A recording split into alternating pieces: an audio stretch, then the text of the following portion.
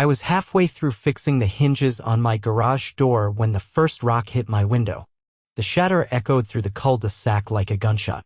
I dropped my wrench and spun around just in time to see her Loretta Chambers standing on my lawn, holding another rock like she was winding up for a pitch in the 9th inning. Her floral blouse was flapping in the breeze like some twisted HOA battle flag. "You think you can just ignore the HOA's orders, Xavier?" she screeched, her voice sharp enough to cut drywall. "You're not above the rules." I stared at the broken glass of my front window, then back at her. "You just threw a rock through my window, Loretta. And I'll throw another if you don't get rid of that truck," she yelled, hurling the second rock. It missed the window and bounced off my porch railing. That truck, my old forest green pickup, had been parked on the edge of my driveway for 2 weeks. Not on the street, not blocking anyone. But according to the little HOA handbook Loretta waved around like a badge, it disrupted neighborhood aesthetics.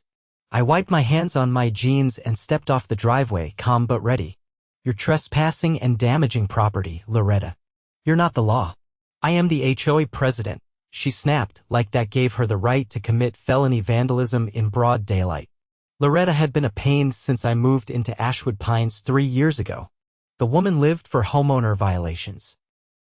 She fined a veteran for flying the American flag too high and once tried to evict a retired nurse for growing tomatoes in her front yard.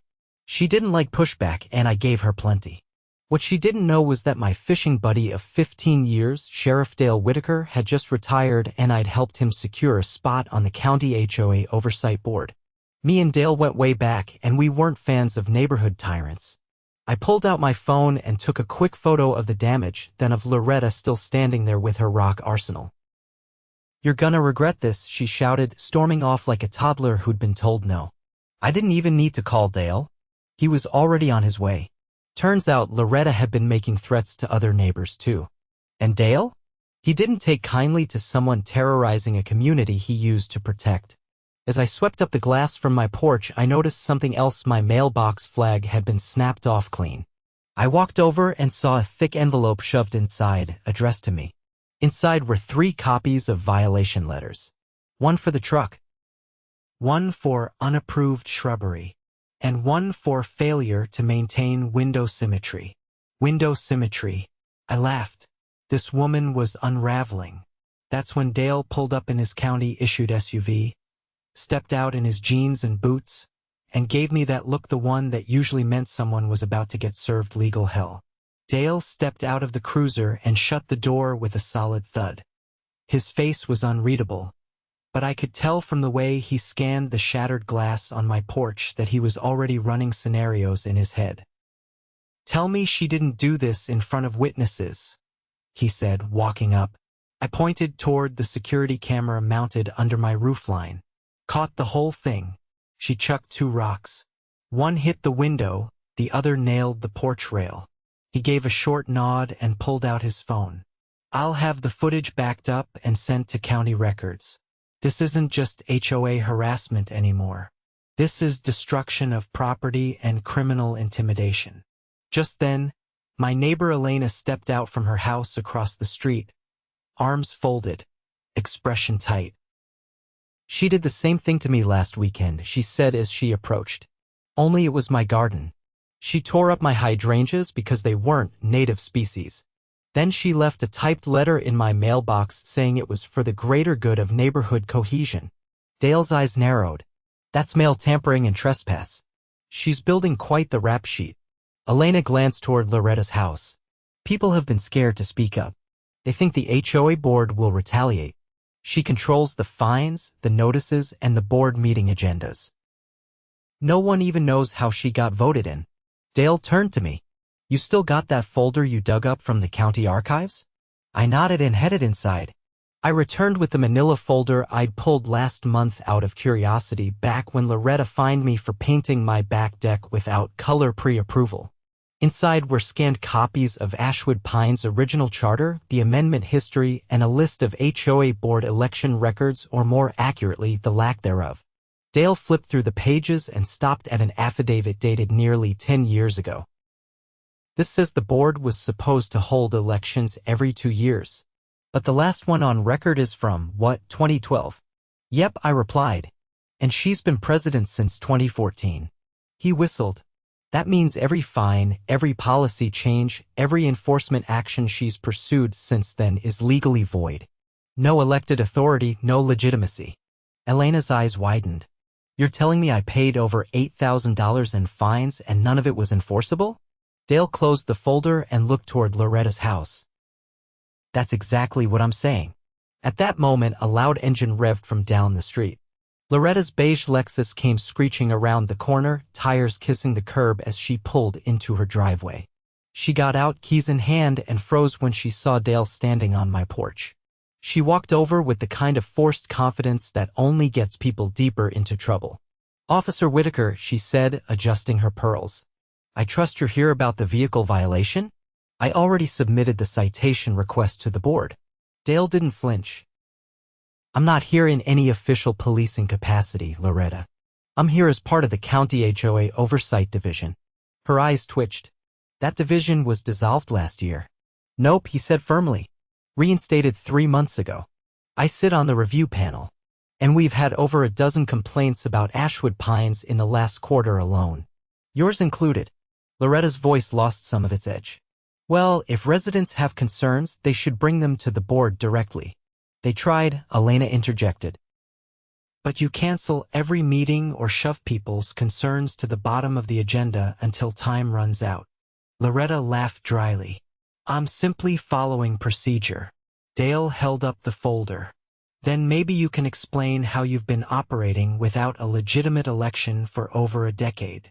Her face drained of color. That's inaccurate. It's documented, he said.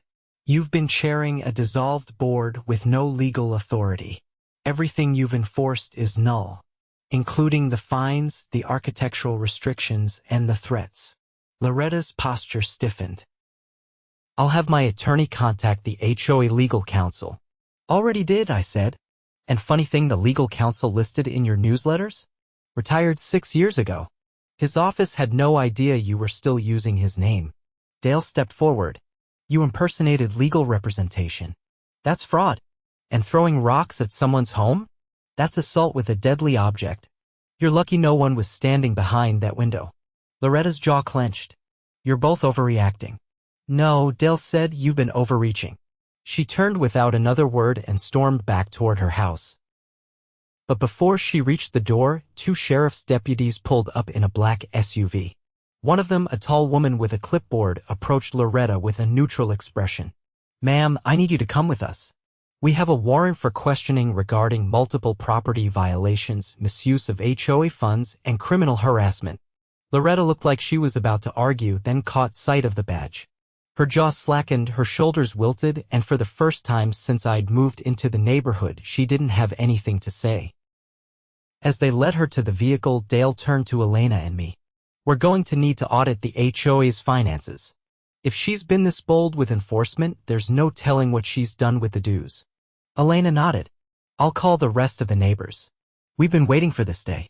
That night, we held an emergency meeting in Elena's garage with folding chairs, lemonade, and printouts of every HOA policy Loretta had ever pushed through. Dale brought copies of the charter and a checklist of violations. We divided into teams, one to review finances, one to interview residents, another to prepare a petition to dissolve the current board and call for a full election under county supervision. A retired accountant volunteered to handle the books. A local contractor offered to inspect damaged properties on his own time. Even the quiet couple from the corner house, the ones no one had seen at a meeting in years, showed up with a ledger of fines they'd paid and photos of the violations. Nobody was angry anymore. They were focused, determined. The next morning, a locksmith changed the locks on the HOA office shed. Dale posted a county seal on the door, sealing it as evidence. Loretta's nameplate was torn from the mailbox and replaced with a blank slate. By noon, 3 more residents came forward with receipts showing inflated fines and forged signatures on complaint forms. And across the street from my house, the broken window sat repaired, the shards swept away, and my truck still parked exactly where it belonged. Loretta had underestimated a lot of people. But the biggest mistake she made was assuming no one was watching. She had no idea that the guy fixing his garage door that morning had friends in the right places and a community ready to stand up the moment someone dared to lead the way. By the following Thursday, the county had authorized a full audit of the Ashwood Pines HOA, and Dale was already coordinating with a forensic accountant from the Oversight Division. Loretta's arrest had been quieted under the guise of pending investigation, but word spread fast. The community, once fractured by paranoia and silent resentment, was now galvanized into action. I was in my backyard repairing the side gate when Roger Duncan, the retired lineman from 2 houses down, ducked through the side fence. He had a stack of manila envelopes under one arm and a look that meant business. "Found something," he said, handing the top envelope to me. "You're not gonna believe it." I opened it and scanned the documents. They were HOA expense reports, at least, that's what they were labeled. But the transactions were strange. Repeated monthly charges to something called Bluewood Consulting, each just under the reporting threshold for mandatory board approval. The address listed didn't match any local business. Dale had taught me to look for patterns like that. "How long's this been going on?" I asked. "Far as I can tell, over 6 years. I ran the numbers with Carol from the audit team. Comes out to just under $200,000 in total." I stared at the number. "That's not a consulting firm. That's embezzlement." Roger nodded. We cross-checked the address. It's a P.O. box in the next town over. But the name on the rental agreement? Loretta's cousin. Guy's got a rap sheet for securities fraud. I folded the papers and tucked them under my arm. "We need to get this to Dale. Now." Roger and I drove straight to the county office where Dale had set up a temporary review center for the HOA oversight cases. The receptionist waved us through without a word. Inside, Dale was pinning a large map of Ashwood Pines to the corkboard, color-coded with markers for known violations, resident complaints, and now financial red flags. When I handed him the envelope, he didn't even need to open it. Just one look at the label and his whole expression shifted. "She funneled dues into a shell account. That's criminal misappropriation of community funds. If the DA gets this, it's not just fines and restitution. It's jail time." Roger crossed his arms. "We're ready to testify. Everyone on the audit team's been documenting everything. We've got statements, receipts, even a few old emails she forgot to erase before we backed up the HOA hard drive." Dale blinked. "You got access to the drive?" "It wasn't password protected," I said. "Just labeled board only. We figured if she's not legally on the board anymore, it's fair game." He exhaled through his nose. "You're not wrong." That same afternoon, Dale contacted the district attorney's office. A formal investigation was opened and subpoenas were issued for Loretta's personal and business accounts. Within 48 hours, the county sheriff's department executed a search warrant on her home quietly to avoid stirring up press attention. Boxes of papers, flash drives, and a desktop computer were seized. I didn't witness the search, but Elena did. She told me later that Loretta stood on her porch in silence, arms crossed, not saying a word as her house was picked apart by law enforcement. Not a single neighbor came to her defense. The fallout came quickly. 2 days after the warrant was executed, the county issued a temporary freeze on all HOA accounts. No more fines could be processed. No new enforcement actions could be taken. The community newsletter was suspended. And the HOA office shed, now firmly under lock and key, was ordered to be inventoried by a neutral third party. A special meeting was scheduled at the local community center, this time sanctioned by the county. Dale and a representative from the DA's office would be present, along with a court-appointed mediator. It wasn't just about transparency anymore, it was about legal accountability. As I arrived at the meeting, I saw neighbors I hadn't spoken to in months, families who'd kept their blinds drawn, residents who'd paid their fines quietly out of fear, and even Michael, the young EMT who'd once been fined for parking his ambulance in his own driveway after a double shift. Inside, the room buzzed with tension. Dale stood at the front, flanked by the mediator and the DA's rep, a meticulous woman named Ms. Langley who looked like she ate fraudulent boards for breakfast. Dale opened with a single sentence. This meeting is to inform the residents of Ashwood Pines that your HOA, as previously structured, no longer exists. He let that hang in the air. Ms. Langley stepped forward. The board failed to hold elections as required under its own charter. Additionally, we have discovered that community funds were diverted to personal accounts in violation of state law. A criminal case is now underway. Until further notice, all HOA activities are suspended. No one said a word. Then Michael raised his hand. Do we get our money back? Langley didn't blink.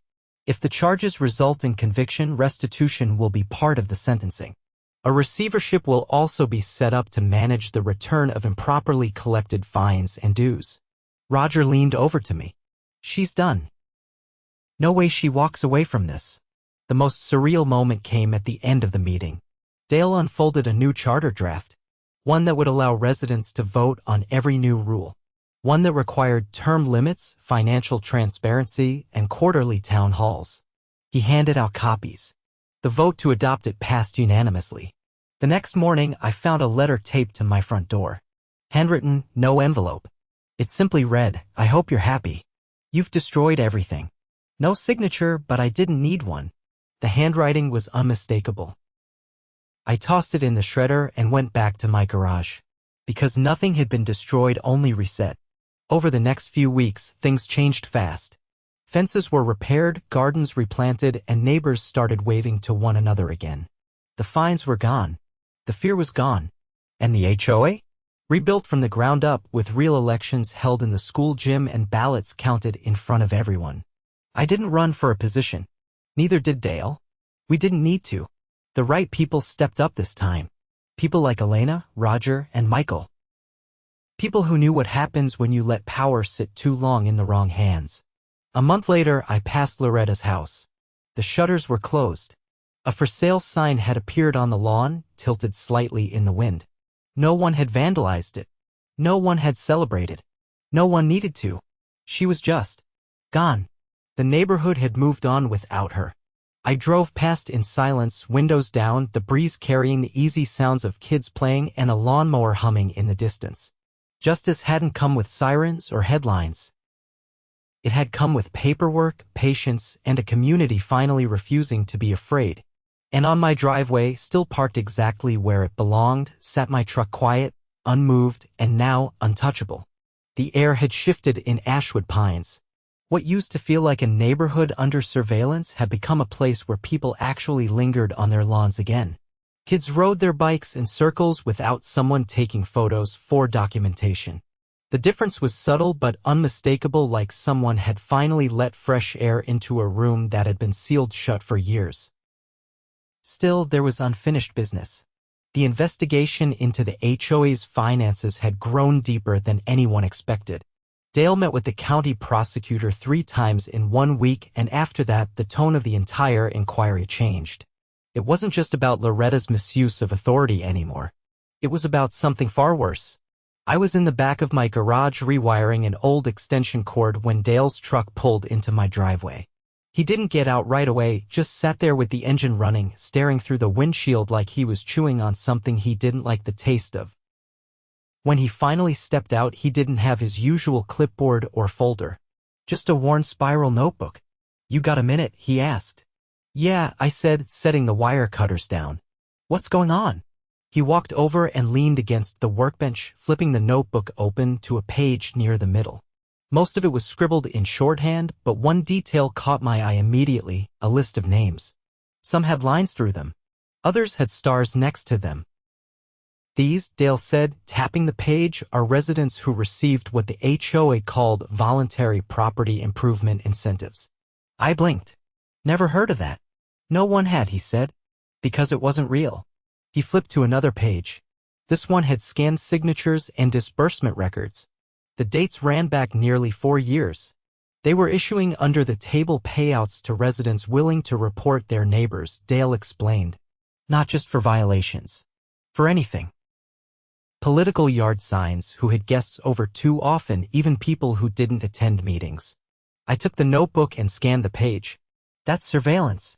Targeted harassment. It's worse, he said, voice low. Most of those payouts came from the same slush fund Loretta funneled the dues into. They were laundering HOA funds through a fake maintenance company and paying informants to keep control over the neighborhood. I looked up.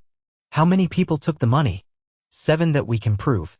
More might have just taken gift cards or discounted dues in exchange for silence. But here's the kicker.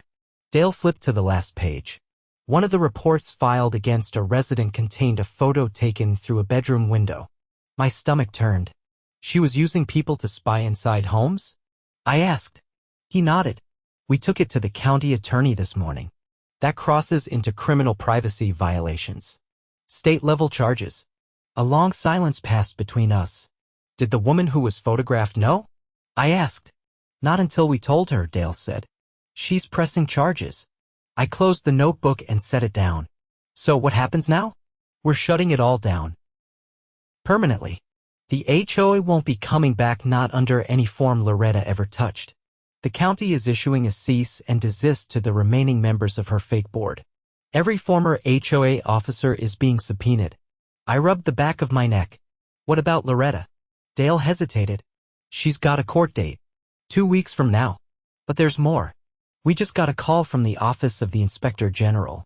I raised an eyebrow. Why would they get involved? Turns out, Dale said, some of that money she was funneling didn't stay in the neighborhood. Bluewood Consulting was used to apply for federal community grants, falsified grants. She claimed Ashwood Pines was a low-income development in need of revitalization. Collected over $60,000 in federal funds under false pretenses. My jaw tightened. That's wire fraud. Yep, Dale said. And the feds don't look kindly on that. Later that afternoon, I met with Elena and Roger at the community center. We'd been asked to form a temporary resident advisory panel just to help people adjust while the county handled the legal mess. It wasn't an official title and none of us got paid. That was fine. We didn't need a title to do what was right. Roger laid out a map on the table showing the locations of all the properties that had been targeted under Loretta's incentive program. They were random, he said. She focused on people who had no family nearby or worked nights, people who couldn't show up to meetings to defend themselves. Elena leaned back in her chair. She built her power on isolating people. That's why no one ever felt like they could do anything. We're not going to let that happen again, I said. Not here. Over the next several days, we went door to door, not to collect anything or issue notices, but just to talk.